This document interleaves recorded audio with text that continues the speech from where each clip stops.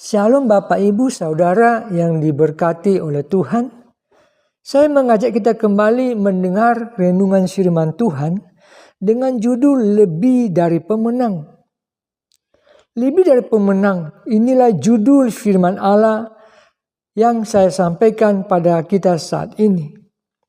Rasul Paulus dengan yakin menulis suratnya kepada jemaat yang ada di Roma, pasal 8 ayat 37. Tetapi dalam semuanya itu kita lebih daripada orang-orang yang menang oleh Dia yang telah mengasihi kita.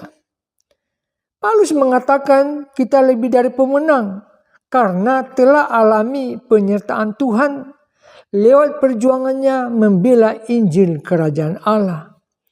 Paulus telah alami kemenangan, bahkan lebih dari pemenang karena Tuhan menyertai dan memampukan Paulus. Kita baca juga surat di dalam 2 Korintus pasal 6 ayat 4 sampai 10. Paulus menulis sebagai berikut, mulai dari ayat 4 sampai ayat 10. Sebaliknya, dalam segala hal kami menunjukkan bahwa kami adalah pelayan Allah, yaitu dalam menahan dengan penuh kesabaran, dalam penderitaan, kesesakan, dan kesukaran, dalam menanggung dera, dalam penjara, dalam kerusuhan, dalam berjerih payah, dalam berjaga-jaga dan berpuasa, dalam kemurnian hati, pengetahuan, kesabaran, dan kemurahan hati, dalam Roh Kudus dan kasih yang tidak munafik, dalam pemberitaan kebenaran dan kekuasaan Allah, dengan menggunakan senjata-senjata keadilan untuk menyerang ataupun untuk membela. Ketika dihormati dan ketika dihina, ketika diumpat atau ketika dipuji, ketika dianggap sebagai penipu namun dipercaya, sebagai orang yang tidak dikenal namun dikenal, sebagai orang yang nyaris mati dan sungguh kami hidup, sebagai orang yang dihajar namun tidak mati. Ayat 10, sebagai orang berduka cita namun senantiasa bersuka cita, sebagai orang miskin namun memperkaya banyak orang, sebagai orang tak bermilik sekalipun kami memiliki segala sesuatu. Dalam suratnya kepada jemaat di Filipi pasal 4 ayat 13, Paulus menulis sebagai berikut. Segala perkara dapat ku tanggung di dalam Dia yang memberi kekuatan kepadaku. Hal inilah yang membuat Paulus dapat menang karena kekuatan Allah yang ada di dalam kehidupan pelayanannya. Dia lebih dari pemenang. Puji Tuhan, luar biasa Allah dipermuliakan dalam kehidupan Rasul Paulus. Dan saya yakin juga di dalam kehidupan kita orang yang percaya kepada Dia.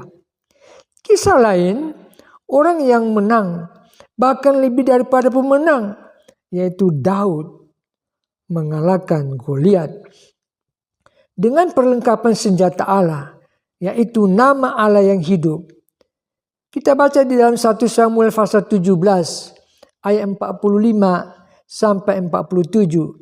Tetapi Daud berkata kepada orang Filistin itu, engkau mendatangi aku dengan pedang dan tombak dan lembing, tetapi aku mendatangi engkau dengan nama Tuhan semesta alam, Allah segala barisan Israel yang kau tantang itu.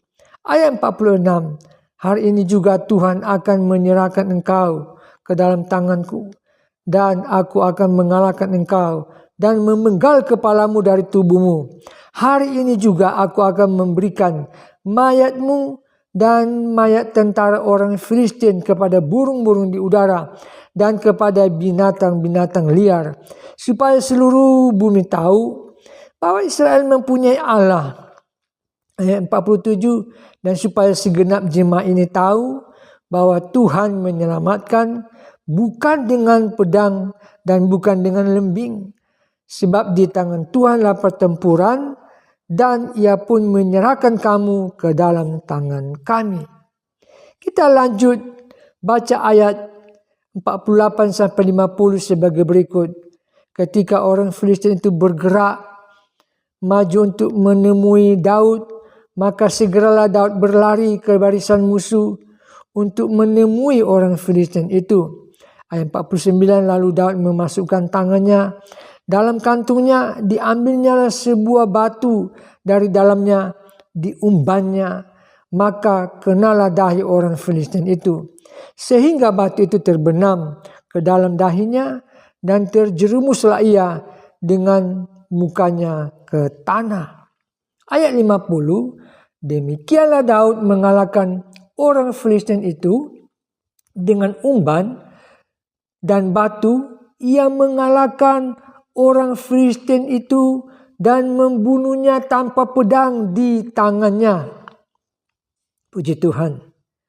Paulus kepada jemaat di Korintus, 2 Korintus pasal 10 ayat 3-4. Dia katakan begini, memang kami hidup di dunia tetapi kami tidak berjuang secara duniawi. Karena senjata kami dalam perjuangan bukanlah senjata duniawi, melainkan senjata yang diperlengkapi dengan kuasa Allah yang sanggup untuk meruntuhkan benteng-benteng. Bapak, ibu, saudara yang diberkati oleh Tuhan, Daud sudah mengalahkan Goliat sebelum bertarung. Sebaliknya, Raja Saul dan segenap umat Tuhan telah kalah sebelum pertarungan dimulai. Ayat 11 berbunyi, ketika Saul dan segenap orang Israel mendengar perkataan orang Filistin itu, maka cemaslah hati mereka dan sangat ketakutan. Jelas Saul dan segenap umat Israel kalah sebelum pertarungan dimulai. Tetapi Daud tidak mau imannya lemah dengan ancaman atau tantangan dari Goliat yang seenaknya menghina nama Allah Israel. Daud begitu yakin, sebesar apapun kekuatan musuh, tidak akan lebih besar kekuatannya dari kekuatan Tuhan yang bersama Daud.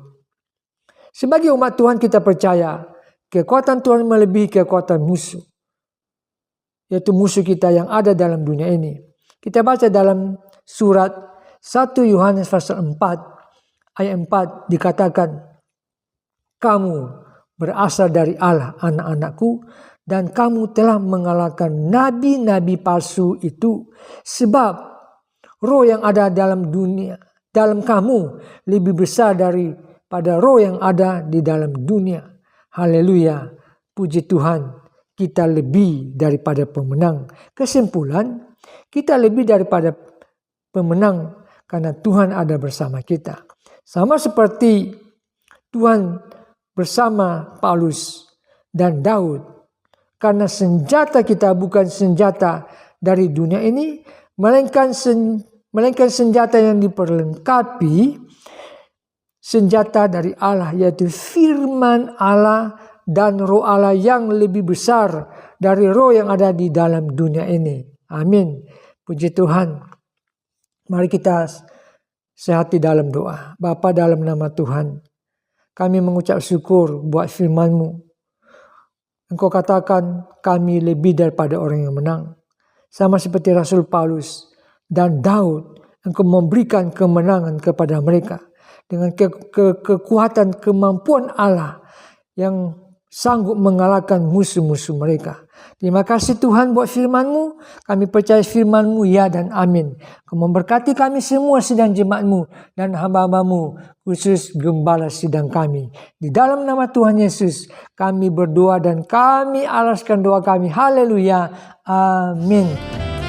Di hadirat-Mu aku puas, di hadirat-Mu aku bebas, di hadirat-Mu ada terang kehidupanku, pernyataan kuasa kekuatan-Mu.